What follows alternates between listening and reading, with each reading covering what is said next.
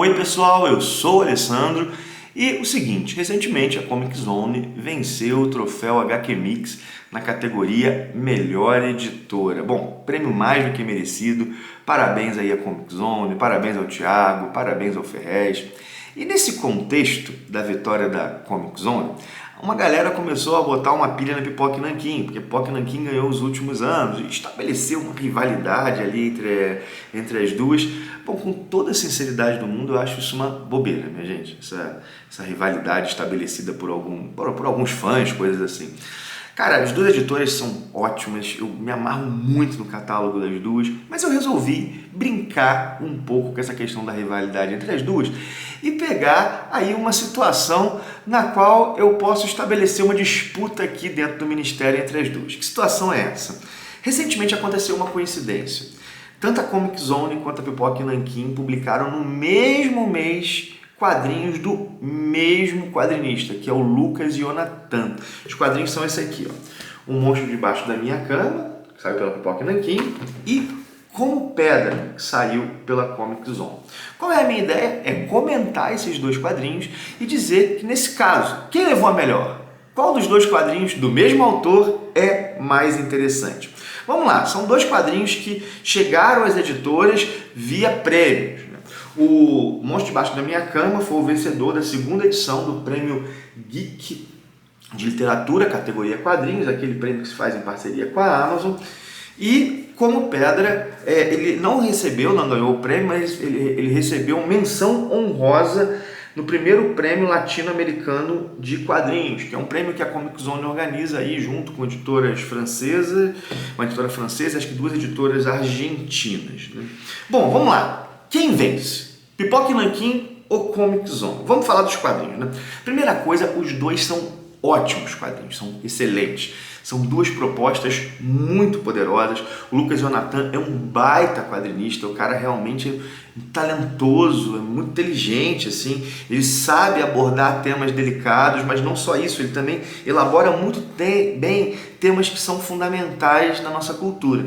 Vou começar falando do Monstro Debaixo da Minha Cama, que foi publicado originalmente online e é um quadrinho desagradável, assim, muito desagradável e propositalmente desagradável, porque fala de um tema que é o abuso infantil, né? E o que nós temos aqui? Nós temos uma menina abusada pelo pai e ela vê o pai como um monstro.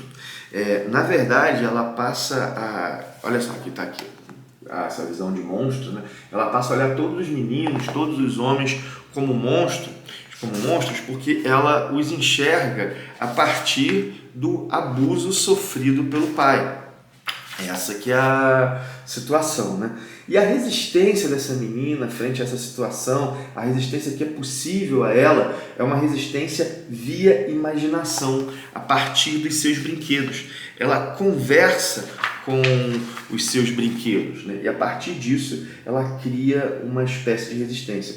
O final do quadrinho é muito violento. E é um quadrinho daquele tipo que deixa um engasgo na nossa garganta, sabe? A gente fica assim, caramba, cara, o que é isso, né? Como quando eu comento quadrinhos sobre essa temática, eu costumo dizer, e vou repetir aqui agora, que é uma ficção sobre uma situação que não deveria existir, né? Era algo que talvez, que até na ficção é muito desagradável, é terrível, é péssimo. E a gente, infelizmente, sabe que isso existe na realidade, né?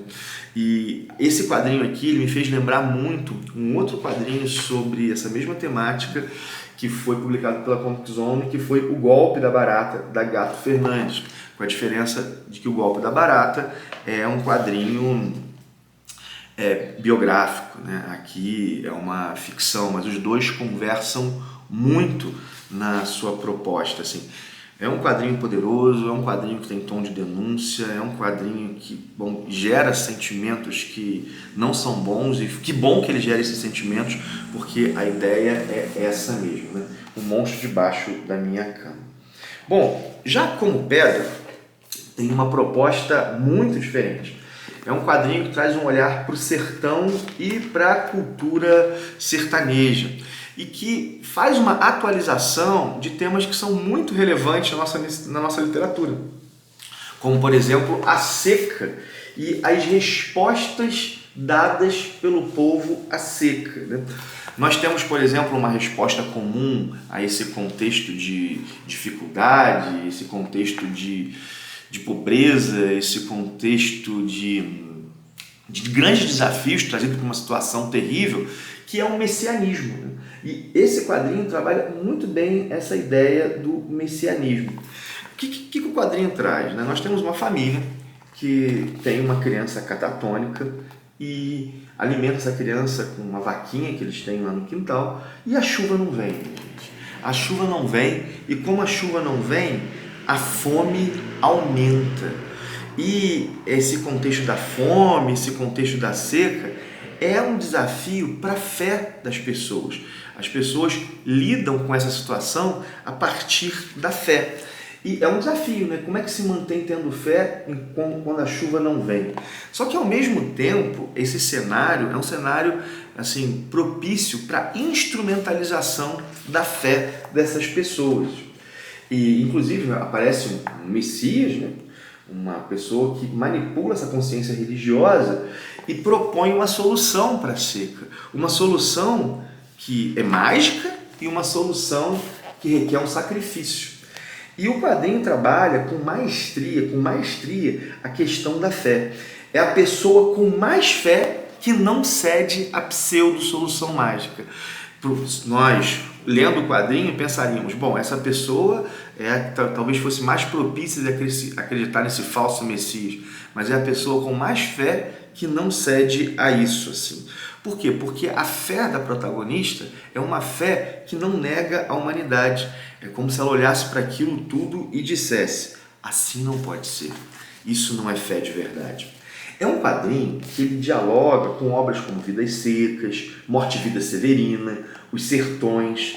E ao ler, eu lembrava muito da obra do Euclides da Cunha e de uma frase que eu encontrei lá, que é a seguinte: o sertanejo é, antes de tudo, um forte. Repito, o sertanejo é, antes de tudo, um forte. No caso aqui, não é o sertanejo, né? É a sertaneja. A sertaneja é, antes de tudo, uma forte. Nós temos uma protagonista que tem uma postura inquebrantável, que tem uma postura como pedra. É isso, né? É daí que vem o título. Fantástico, achei os diálogos ótimos, assim. Bom, baita quadrinho, 2 baita quadrinhos, mas aí, qual venceu para mim?